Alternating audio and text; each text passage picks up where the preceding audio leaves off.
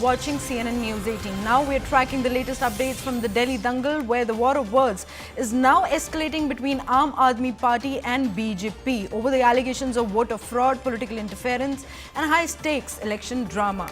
Well, these are the latest inputs that we are tracking from the ground, where Election Commission's PC is now expected to be held at 2 p.m. today. Now, Delhi's Assembly elections date announcement is expected to happen at 2 p.m. Well, these are the latest inputs that we're tracking from the ground, and joining us on the broadcast is our senior set of colleagues, Pallavi Ghosh and Aman Chamar. A very good morning, Pallavi. What more details are we gathering on this front ever since we've figured out that Delhi's Assembly election dates are likely to be announced at 2 p.m. today?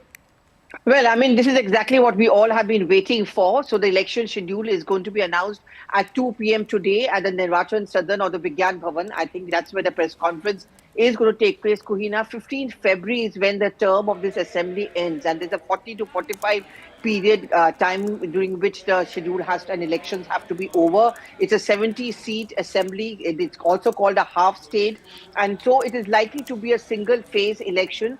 Several considerations are kept in mind, but what was the wait really for? There has been a lot of contention, lots of back and forth and charges, counter charges on what is called the voters list of Delhi. That voters list was finalized yesterday by the State Election Commission. 3 lakh new voters have been added, 71 lakh women voters, 81 lakh male voters, there has been a redrawing of the number of voters list in key constituencies. That is where AAP has cried foul by alleging that the Election Commission, in cahoots with the BJP, has redrawn the voters list in such a way where it's going to give advantage to the BJP. The BJP's counter on the other side really has been that there are a lot of fuzzy, bogus voters which were being brought in by the Aam Aadmi Party when it was in power. Illegal immigrants, the Rohingyas from Bangladesh also, those found their way into the voters list. Those also needed to be eliminated. So at 2 p.m. today, Kuhina, is when the final schedule for the elections to Delhi is going to be announced. Right, Pallavi. I had requested you to stay with us on the broadcast, as I had requested Aman also to weigh in. Aman, a very good morning. What factors are being actually considered in determining the election dates moving forward from here? Well, Kuhina, see, the elections are being announced today. Generally, there is a 4 to 5 week period for polling from the date the election is announced. So we could expect elections in Delhi to be held, as Pallavi was explaining, in a single phase, maybe in the latter half of the first week of February or this early part of the second week. By the end of the second week, we may have the results. That is usually the timeline for the ECI to hold an election in any state. That said, Kohina, this is a very, very critical election, both for the BJP as well as the Aam Aadmi Party. The Aam Aadmi Party has been in power in Delhi for the last 10 years, while the BJP has not been in power in Delhi for the last 27 years. So, after BJP poured out of power in Delhi in 1998, after that we saw the 3 terms of Sheila Dikshit, followed by, 3 terms of Arvind Kejriwal. So, in a way, the BJP for this is a prestige election. The BJP wants to wrest Delhi away from the Aam Aadmi Party. And that is why, you see this high-pitched campaign. The Prime Minister has already done 2 big public rallies in which, a big amount of development projects have been announced for Delhi. And you could see the Prime Minister later come up also with, this election campaign. Of course, he will do more political rallies. But I think this time, Kuhina, the BJP is really focusing a lot on this Sheesh Mahal controversy. The Prime Minister has mentioned it twice. The Home Minister has spoken about it. And now we see this draft CAG report also being leaked about the Chief Minister's residence. This is becoming like the rallying the corruption and the lack of development in Delhi by the Aam Aadmi Party government, the misgovernance, seem to be becoming the big issues in the Delhi elections. And let's see how Aam Aadmi Party actually takes on the BJP on this. Their big rupees 2,100 promise for women is something that is ringing a bell. That there have been a lot of registrations, I believe, for this particular scheme by women in Delhi. So the AAP is really banking on its freebies model to see it through in another Delhi election, while the BJP is trying to keep the election very localized and attacking the governance as well as the corruption taint of the Aam Aadmi Party. Right, I mean, like you've rightly pointed out, when Aam Aadmi Party is actually largely banking on freebies. Let's go across to Payal also to understand. A very good morning, Payal. Payal, BJP's campaigning strategy has already begun. We've seen 2 massive rallies being held by PM. Now, how does the party also plan to address the key issues that are being faced by Delhi residents, such as infrastructure and pollution, that have largely become a bone of contention with Aam Aadmi Party's government also? Well, of course, the BJP is going to, hit the campaign on the plank that the Aam Aadmi Party has only made promises and not fulfilled it. What happened to the water bills that are inflated? What happened to the electricity bills that are inflated? And remember, the Aam Aadmi Party had spoken about distributing free electricity and free water bills as well. Those promises haven't come true as well. That is something which the BJP obviously will be focusing on. And remember, amongst the three parties, BJP is the only party which has not declared most of its seats. So far, only 29 names are out, which also includes Parvez. Saif Singh Verma versus Arvind Kejriwal. Ramesh Biduri to take on, Atishi and Ramesh Biduri has already made a few fireworks happen as well.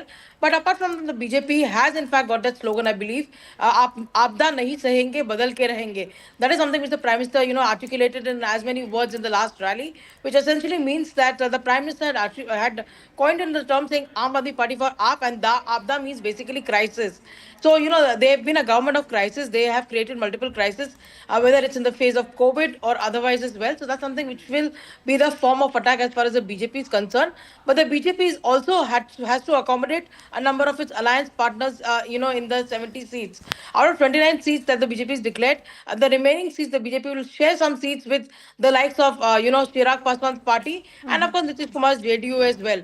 I'm also given to understand that maybe Eknath Shinde's party would also like to have contest on a couple of seats, because when the Sena was united, they would contest on a number of seats, in across states on their own as well. What route does Eknath Shinde really take? That remains to be seen. But yes, the BJP is very keen on giving some seats to its alliance partners. Likewise.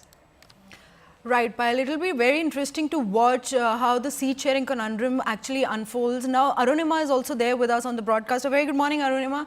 Arunima, as we are approaching the upcoming elections, one significant issue that we've seen in the past few days has come to light is the voter registration. So, are there any changes to the electoral processes or rules for the election cycle to be taken place in, in a fair and transparent format? Yes, the electoral roll since the last 2 days have come at the center of the entire election process in Delhi. Aam Aadmi Party has alleged that electoral rolls have wrongly deleted names of genuine Delhi voters, and some of the people who were not on part of the electoral roll earlier, their names have been added. This has been countered by the chief election officer here in Delhi. In fact, the Delhi Election Commission has gone to the Delhi police seeking protection for their local officers, saying that they are being pressurized by the Aam Aadmi Party. Essentially, the charge that is being made is that possible voters who could have voted for the Aam Aadmi Party, their names have been deleted, and Bharatiya Janata Party has been put in the dock by the Aam Aadmi Party on this issue. Similar charges are being made by the BJP as well. So for every vote, for every mention in the electoral roll, a proper fight is being unleashed at the moment. Sanjay Singh, the Rajya Sabha MP from the Aam Aadmi Party, he was attacked by BJP after he claimed that his wife's name was deleted from the electoral roll. BJP turned around and said, your wife was never a Delhi voter. So this indeed has become the central battleground, part of the central battleground between the two sides. And questions are expected of the Election Commission of India when the press conference happens today on how this issue of electoral rolls is being tackled. Right, Arunima, talking about the electoral votes also, now given the current political climate and the challenges that are being largely faced by the current ruling party, that's Aam Aadmi Party, do you really believe that Arvind Kejriwal has a chance of being re-elected as the Chief Minister? Is the biggest question for the Aam Aadmi Party. Their entire party politics, their entire campaign has been personality driven, so to say. Arvind Kejriwal has been at the center. Kattar Imandar is how the Aam Aadmi Party would have him labeled. Bharatiya Janata Party calls him Kattar Baiman. But the big question is, once the trial, the Enforcement Directorate and the CBI have filed their charge sheet in the liquor scam, the excise policy scam. Once the trial begins and he's on bail from the Supreme Court, he had to step down from the Chief Minister's position because of the bail conditions imposed. Atishi, who's in the Chief Minister's chair, is being attacked by Alka Lamba, who's taking on her from Kalkaji, for saying that, why are you being called a temporary Chief Minister? Even your own party colleagues, including Arvind Kejriwal, is referring to you as a temporary CM. Where is such a provision in the Constitution? How are you undermining the CM's chair? Amidst all of this, BJP and Congress both are going to attack Atishi, and whether Arvind Kejriwal can come back, even if by March first week, if one is to presume that Aam Aadmi Party gets